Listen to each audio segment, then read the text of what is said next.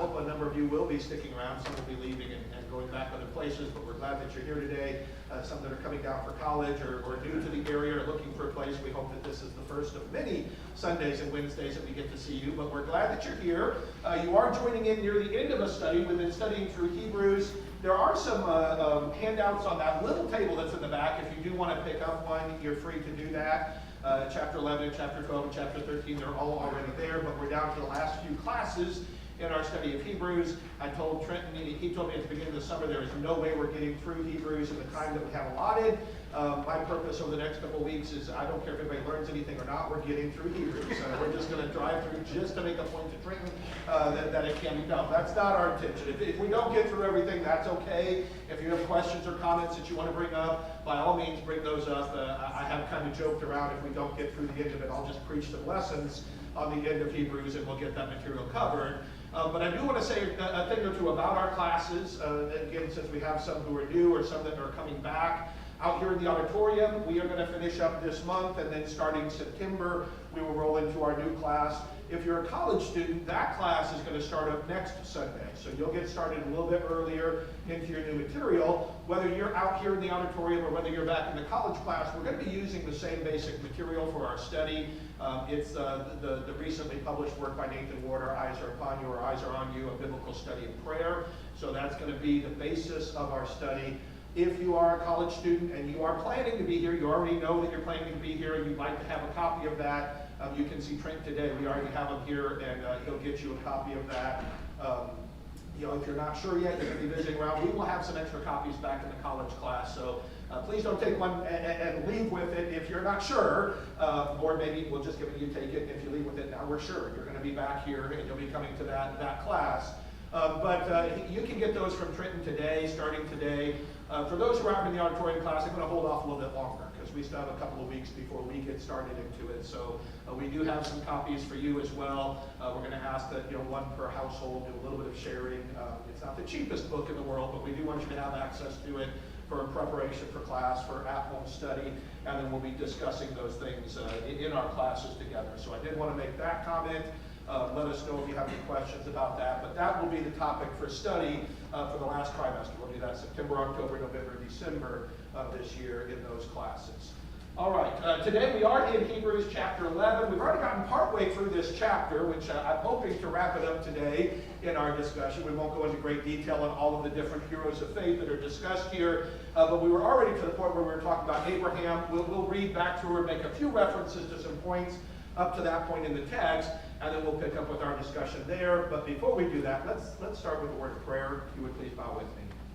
Our Holy Father, we come before you this morning. We thank you once again for all the blessings that you give to us. We thank you for our physical health and for the physical blessings that we have, for the night's rest that you've granted to us, for the health that we have, that we can gather together in this place this morning and spend time studying from your word. We thank you, Father, for the success of Brother Garrett's surgery, that you watched over him, and it appears, at least at this point, that things went very well. We ask that you would continue to be with him in his recovery, and that you would be with all of those that we mentioned that are struggling from various health issues. Please strengthen them, help them to be able to overcome those things, and that they can demonstrate their faith and their commitment to you, even in the midst of these great difficulties and trials in their life. We thank you for the spiritual blessings that we have in your Son. We thank you for your word. We thank you for this time that we have, that we can gather together and we can be with other saints, and we can encourage each other, and we can study from your word so we would know who we should be and how we should act.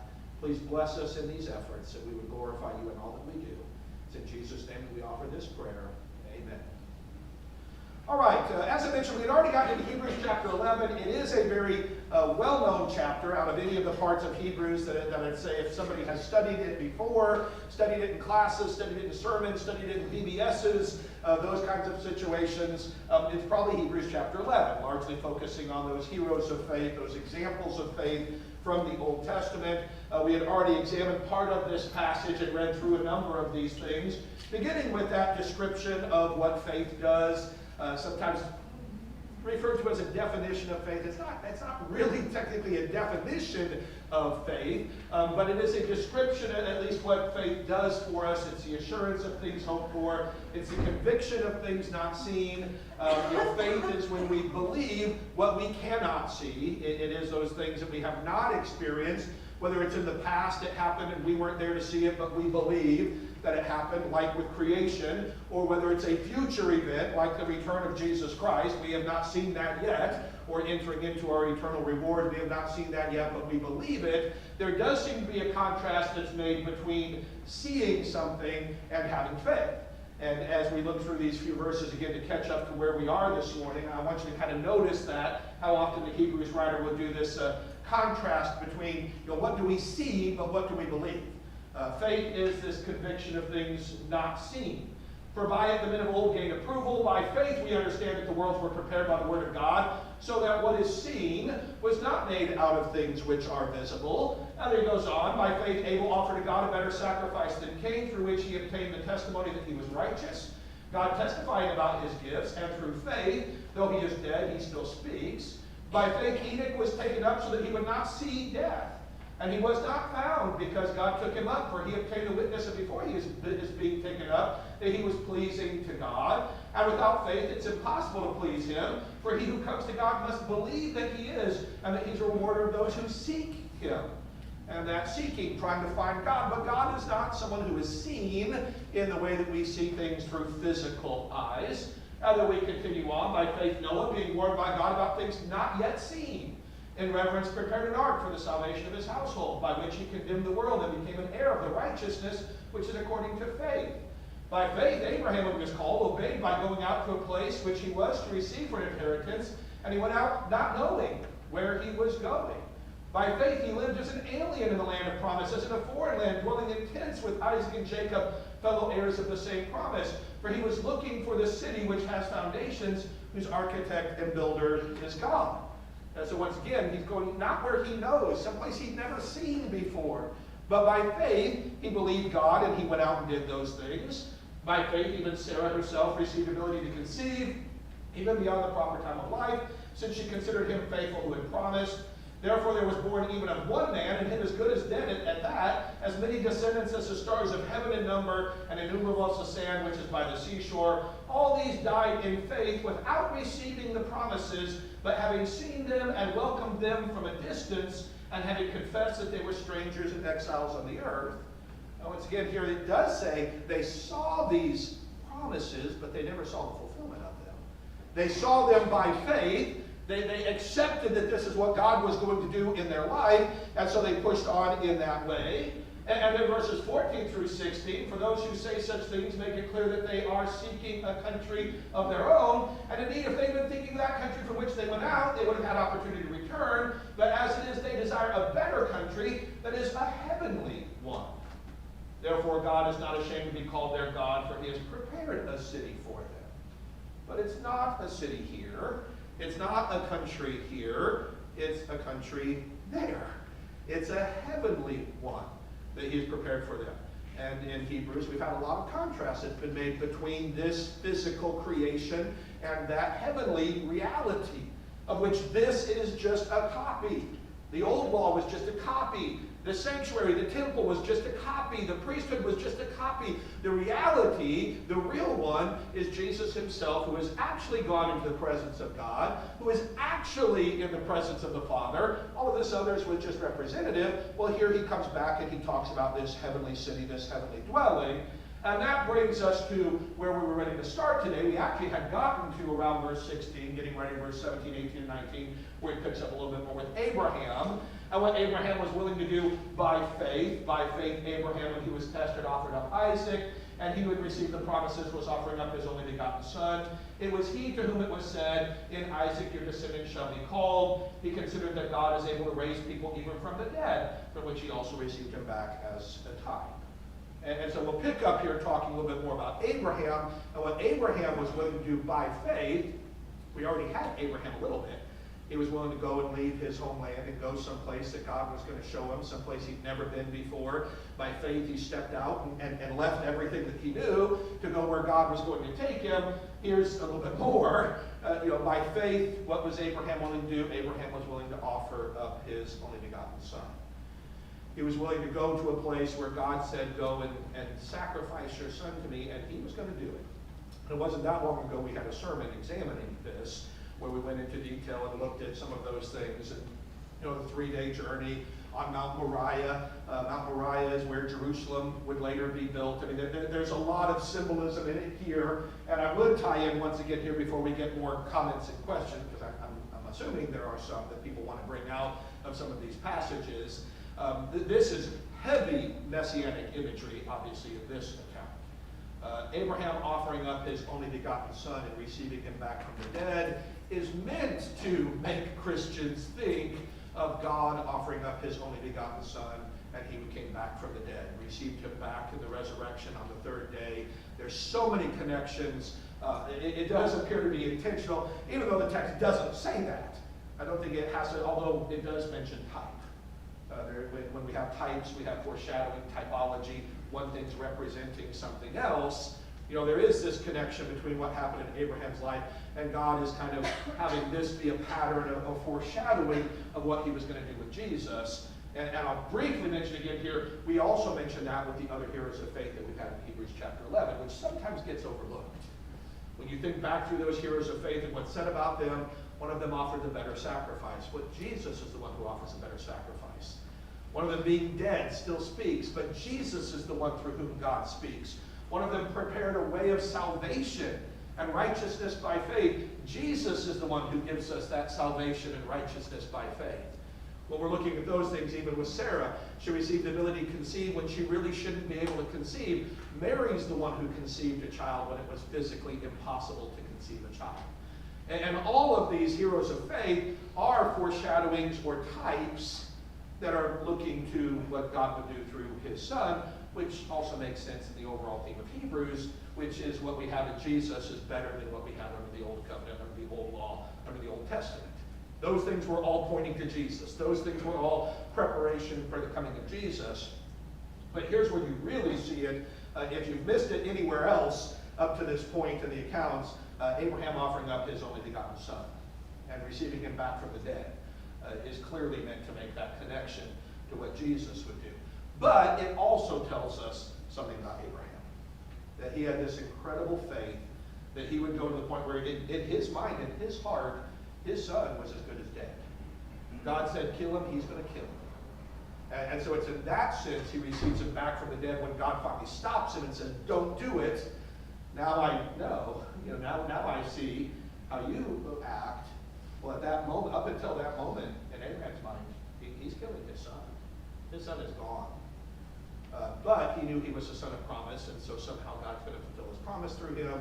So I guess God's going to bring him back. Even though God hadn't said that, I guess that's what he's going to do. All right, that's a lot to throw at you to get started, mostly just to prove Trent wrong. Comments, questions, up to this point in this, including this account here in Hebrews 11, 17 through 19, with Abraham and receiving back his son. Yes? I'd say something where you normally overlook Isaac that put up a fight. He was willing to die as well. Yeah. Yeah, when we had the sermon recently on that, in our sermon study, our discussion about it, there's a lot of things I'd love to know from that account. Well, what all was Abraham thinking? What was Isaac thinking? What kind of interaction did they have there? It's absent from the text. So you're right. There's no record of any type of fight. There's no record of any type of pushback. They just go there and he binds him, lays him on the altar, gets the knife out, gets ready to end this, and it's God who stops him. And of course, there's the animal caught in the thicket, caught in the thorns. It's offered to the Lamb of God that God provides for them. Yeah. Well, it's just like with Job. I mean, God already knew what the action was going to be when he knew that they had to do that naturally. But I guess the point is, it gives us a history to know that Abraham, just like Job, was willing to go through all those things. So who are we to question? Yeah. And of course, when you get into the foreknowledge of God. That's complicated. And I was talking with another professor here just recently at the college, and as we've gotten older, said, I'm a whole lot more comfortable with a lot of things just saying, I don't know. And I think when we're younger, we sometimes feel like we have to have an answer for everything. And so questions that come on, I want to answer that, I want to answer that, those things are, I don't know. I don't know how to answer that, I don't know how to respond to it. Isn't it wonderful we're saved by faith and not by our knowledge, intelligence, and in figuring out every single detail of what's going on. Yes, God knows. But the same thing could be true with the second we're born, actually before we're born. Of course, see, some people will debate this. I am of the opinion that God knows everything before it happens. He knew when I was born exactly every choice I'm going to make my entire life, but he still has me live my life. And whether that's just for my sake, for building my faith and building my character and going through that. So did he know that this is what Abraham would do? I'd say, well, on the one hand, yes. But Abraham needed to be faced with this challenge so he could make that choice. If God stopped it, then he never would have had it. You get caught in one of these loops. It's like one of those sci-fi movies where there's time travel and things, and you get caught in this weird loop that you can't break out of. I think the same thing's true sometimes with the foreknowledge of God and our actions. But, that he lived by faith. Abraham was willing to do these things. And what we're seeing in these examples are people who, even though they don't necessarily see a connection in this life to the fulfillment of some of these things, they're going to do what God, they believe. They believe they're headed to a better purpose, a higher purpose. And I think when the Hebrews writer is using this as an example for these Christians, in reality, when we're living our lives here, it's not because we expect to get much here out of it. If I'm a faithful Christian, if I follow Jesus, the things that God told me to expect, that Jesus told me to expect, I'm going to be persecuted, I'm going to be rejected. If they persecuted him, they're going to persecute me. I have no promise of physical wealth. I have a promise of quite a bit of hatred from the world because I'm not one of them. And they may very well take my life because I'm not one of them. I'm not living for this life. I'm looking to the reward beyond this life. And they needed to see that too. Even under the Old Testament system, I think some of the Jews could fall back on, they were doing this to get the physical land. That they wanted the physical promises. If we obey God, we'll get to live in Palestine, Israel, Judah, whatever you want to call that, or Canaan. That will be our land. But it wasn't really about that land. It wasn't really about that. It's about a dwelling with God for eternity. That's what it was about. So even the ones that lived through getting some of those physical promises, they didn't really get the full promise. That was going to come in the future. Other comments, questions related to this? Yes? Quickly, this is the difference between belief and faith. Faith is what gives us the confidence to act on our belief. And all of these heroes of faith from this chapter, there's a verb in every one of these sentences because they were able to act, they were able to do. And so we know even the demons believe and tremble, but they don't act on that. But faith is the confidence that we have to act, and we're going to get to it. But, as we look at all of these heroes of faith and say, well, I can't do what they did, but we have something even better. Absolutely. We should have more confidence. We should have more drive. And that is the point. Faith does this. By faith, they did things. By faith, they acted. What good is faith if it doesn't lead to action? Faith without works is dead. It's useless. It's not really biblical faith. It's not saving faith. So faith, true faith, is going to motivate us to live a certain way, to do certain things, to act in that way, because our belief takes action. And that's a great point.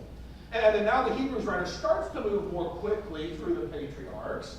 By faith, Isaac blessed Jacob and Esau, even regarding things to come.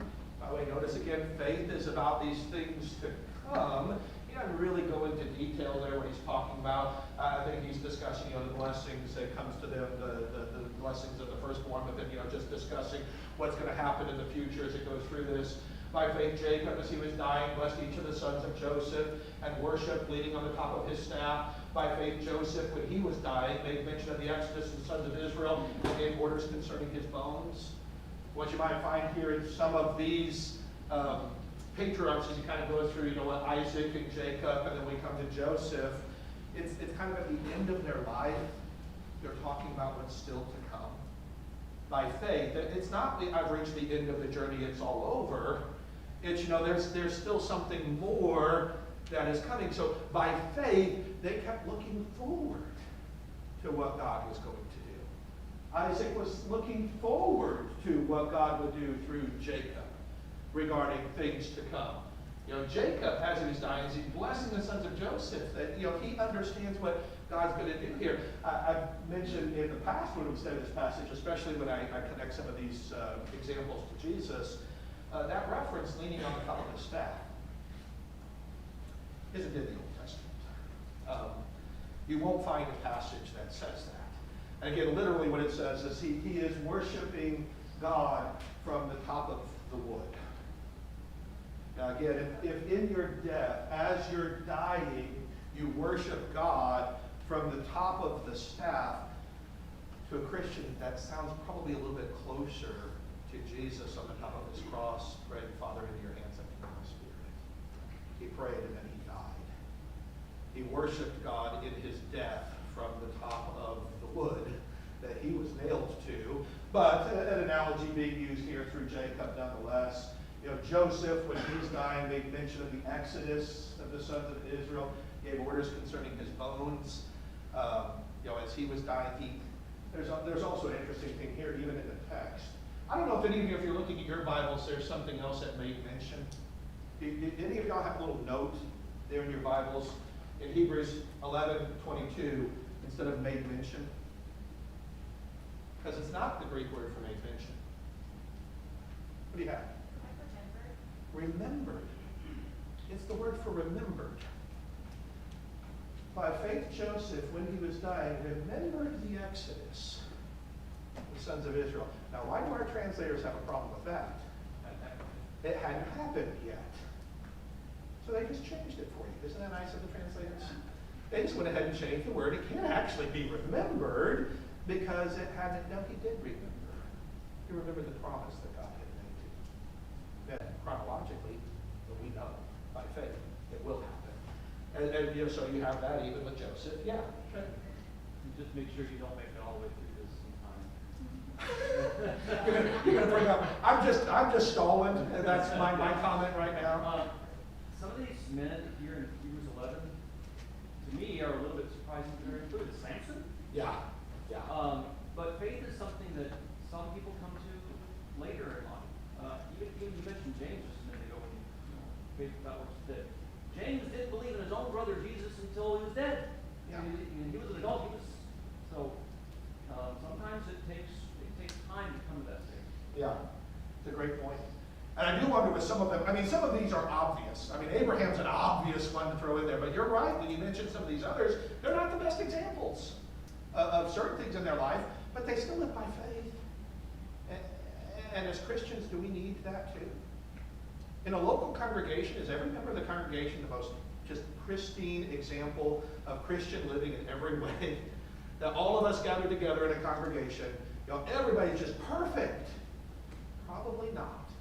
At least not a congregation I'd be a part of, because I ruined it for them, right? But we're living by faith. By faith, we're acting a certain way, we're living a certain way. We may not get everything exactly right, but by faith, we're putting it into action. We're doing something with it. We're looking forward to the promises of God and what He'll give us. So, that's brought in too. By the way, I mentioned Joseph being the example of Jesus, or Jacob being the example of Jesus. What about Joseph? What did Jesus talk about just shortly before his departure from earth? He appeared on a mountain with Moses and Elijah, and they were talking about his, the Greek word that's used there?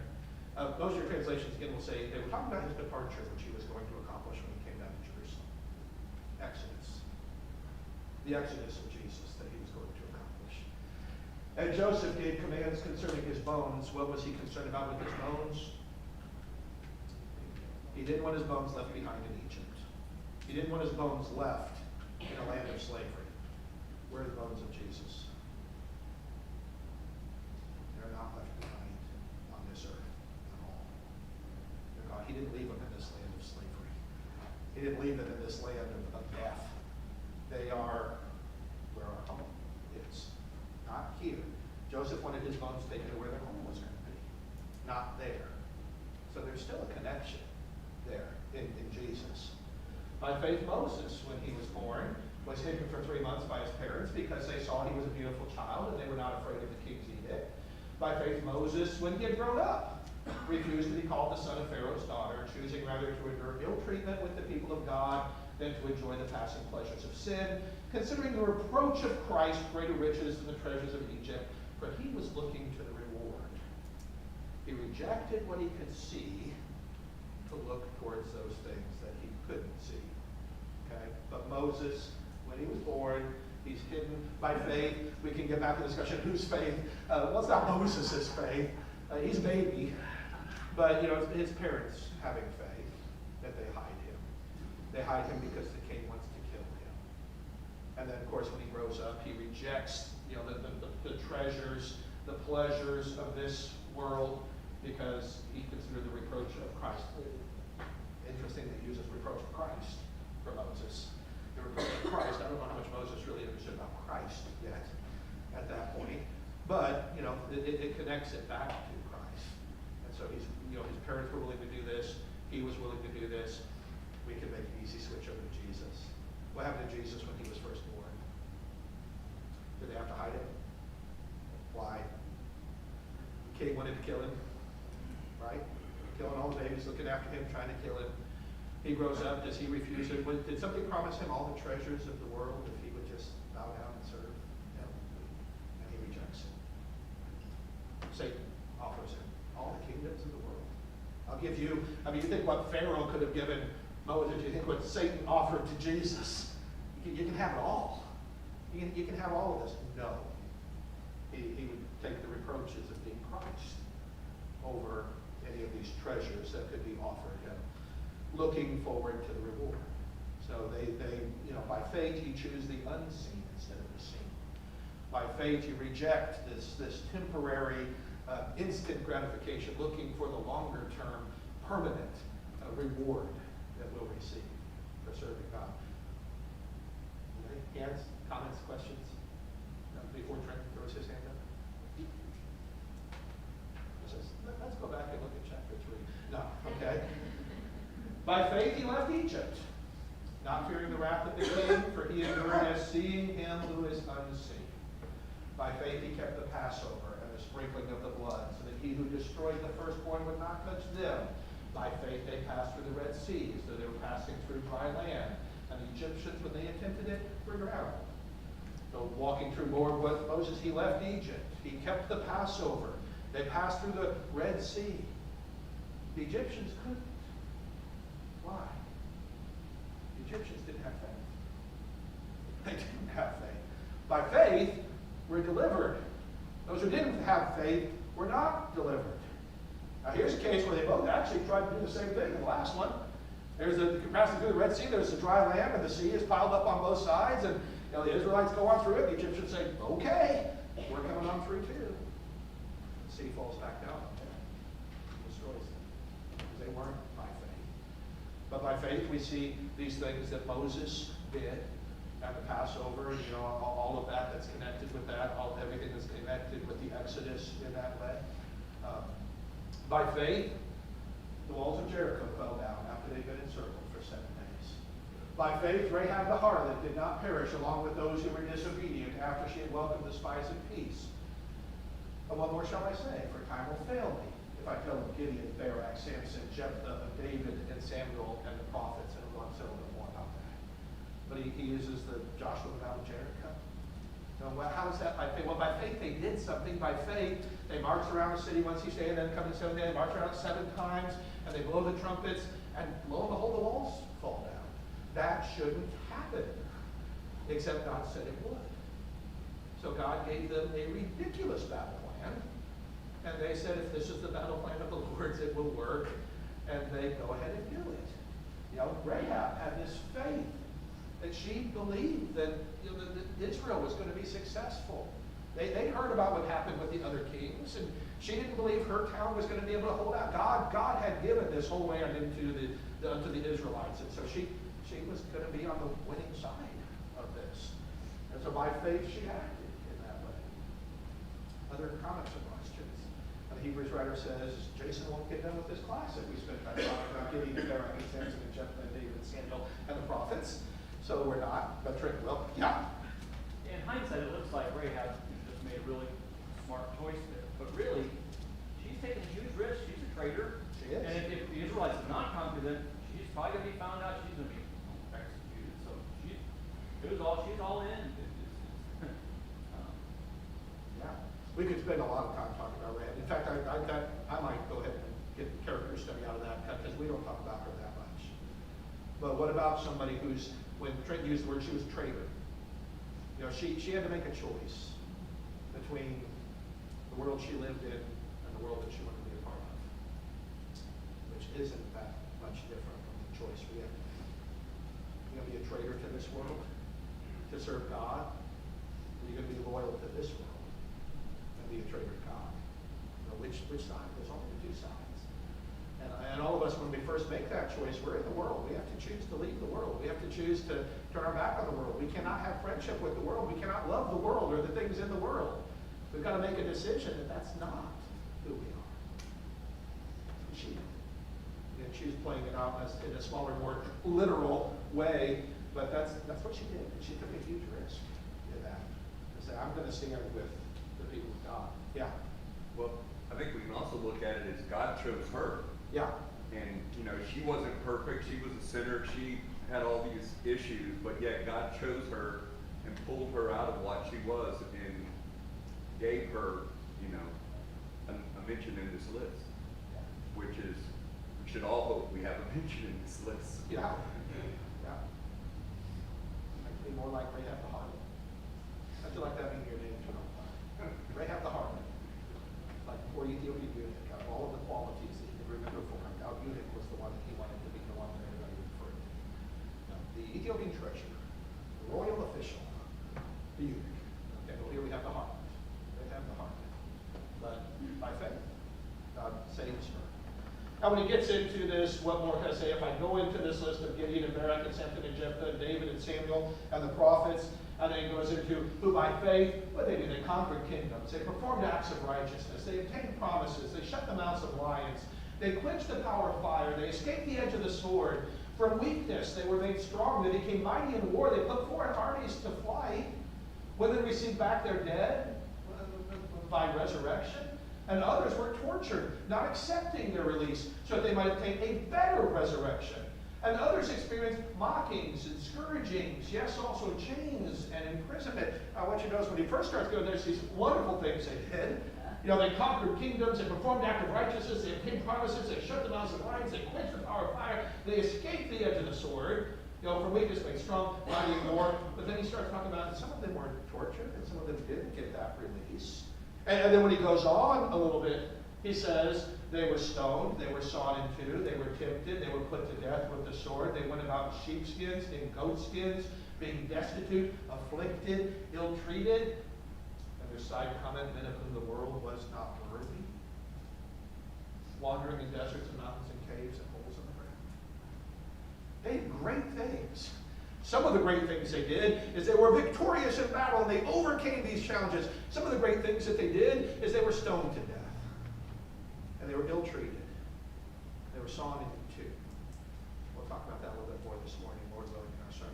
We're going to start to introduce the book of Isaiah. We're going to have a series of lessons going through the book of Isaiah, a study of Isaiah. The death of Isaiah is not recorded for us in Scripture that we would accept as Scripture. The death of Isaiah is recorded in some Jewish testimonies, some Jewish pseudepigraphal works, and it says Isaiah was sawn in two.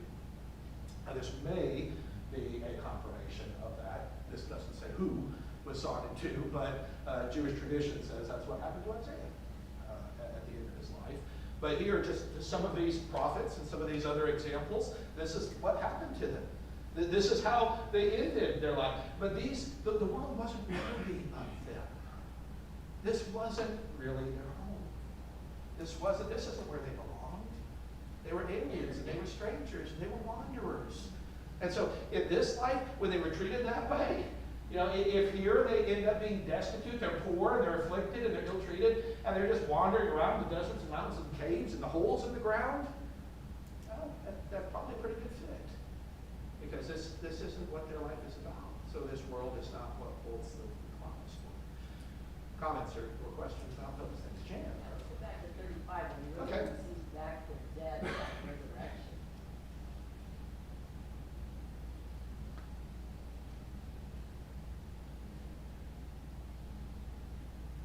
Okay. Who resurrected somebody? Yeah. Huh? Elijah. Yeah, I got New Testament with Jesus. You've got that with prophets as well. So you had this miracle of resurrection. You had miracles of healings. You had miracles, but again, a lot of those miracles were pointing to Jesus would do those things too, and would fulfill them to a greater extent. Yeah. So that's what we have an example of, widow lady giving, and receiving back the dead son, and so those examples in there, what they did. Other comments, questions on that up to that point? These people that the world wasn't worthy of. And then as he closes out this section, kind of see the point that he makes, and all these, having made approval through their faith, did not receive what was promised. Because God had provided something better for us, so that apart from us, they would not be made perfect. So, a couple things that we could point out here. This encouragement for the Hebrews and for us. Well, one thing, they gained approval through their faith.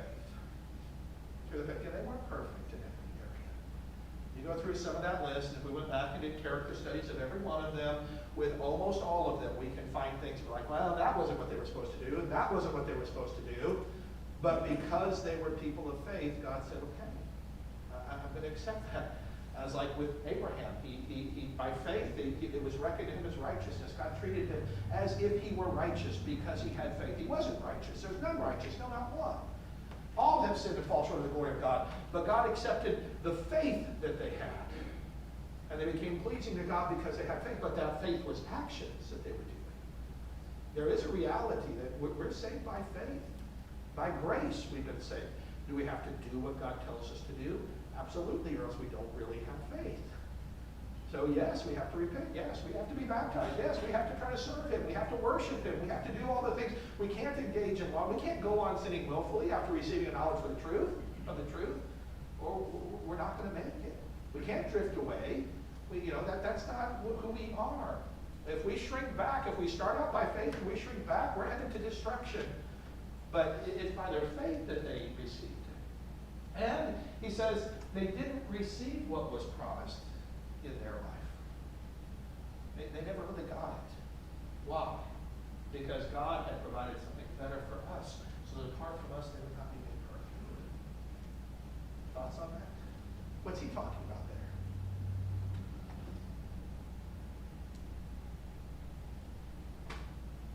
Well, in Hebrews up to this point, what's the better that he keeps talking about? Jesus. Right? Everything of being Jesus. Jesus as our King, our prophet, our priest. Jesus as our sacrifice. Jesus as our hope. Jesus as that anchor. That's what it's all been about. They never got to receive that. God was waiting until He would send His Son. So we would all get this together. So we'd all be saved in Jesus together. And we'd have this hope in Jesus together. That God had provided something better for us so that this wouldn't happen to them without us. Comments, questions regarding that? Yeah, Josiah. There's a sense in me with the idea of the human nature that we have in our thinking. If we were made perfect, there's a sense that we may not need God in the sense that we need Him now. Knowing that we're imperfect gives us maybe a drive and motivation to become perfect because we have an example on how to be. Both, I think, on an individual level and a collective level. I think you're exactly right. If somehow they had felt that they had reached perfection, they'd stop trying to really serve God. They'd stop seeking Him. We need to have the realization that we're not there yet. For those Jews who accepted the Old Testament, the law of Moses, and that system of worship as being perfect, they wouldn't accept anything new when Jesus came along. Well, as Christians, both of those things are true again with us as well. I think on a collective level, if we believe that we have fully restored the church exactly perfectly, we're doing everything exactly right, we're not going to seek to be more like him. That's a dangerous position to be in. That's when you start defending your traditions instead of looking to the scriptures to try to be who God wants us to be. And the same thing's true on a personal level. Paul would say, I haven't achieved it yet. I press on toward that goal. I'm trying. I mean, he could say, as our theme for this year is, imitate me as I imitate Christ. We're trying to be imitators of Christ. And Paul could go far enough as to say, look, I mean, I'm a pretty good example. Pretty good example in a lot of areas. And when you see me walking the way Christ walked, then follow that. But he would also say, I'm not there yet. I keep trying. I buffet my body and I make it my slave. And I continue to seek those things. I keep putting my mind on Jesus and trying to be more like him. And we can't have achieved that perfection. If we think we have, that's when we'll stop. I think you're right on that. Other comments related to that. I can bring in, let me get in the head track. As we come into the 12th chapter, the image of an athlete running a race. And again, after showing us all those heroes of faith in chapter 11, it's another case where probably the chapter division is a bit unfortunate, because he starts in verse 1 of chapter 12. Therefore, since we have so great a cloud of witnesses surrounding us, let us also lay aside every encumbrance and the sin which so easily entangles us, and let us run with endurance the race that is set before us, fixing our eyes on Jesus, the author and perfecter of faith, who for the joy set before him endured the cross, despising the shame, and has sat down at the right hand of the throne of God. Now, this is where we have the example of Jesus, but then he makes this comparison to a race. We have an example. We have a lot of examples. We have people who live by faith, and we see what they did, and we see how they acted. And so if we're going to run this race, he has two things that we need to do. First, we've got to lay aside everything that entangles us, everything that gets in our way. Now, we got to just strip off anything that's going to get in our way. So he says this encumbrance and the sin which so easily entangles us. And of course, we're going to have to run with endurance. I guess that could be a second thing. And I guess a third thing, fix our eyes on Jesus. Keep our eyes on the goal. Keep our eyes on the goal. It's Jesus. He is the author and perfecter of faith. And he's actually the one we've seen in all these heroes of faith in chapter 11. And he's the one that we set our attention to. We've got to run that race. I'm sure Trent would have things he can say about running. I'll go back to verse 38. Okay, 38. We're going too fast. Oh, okay.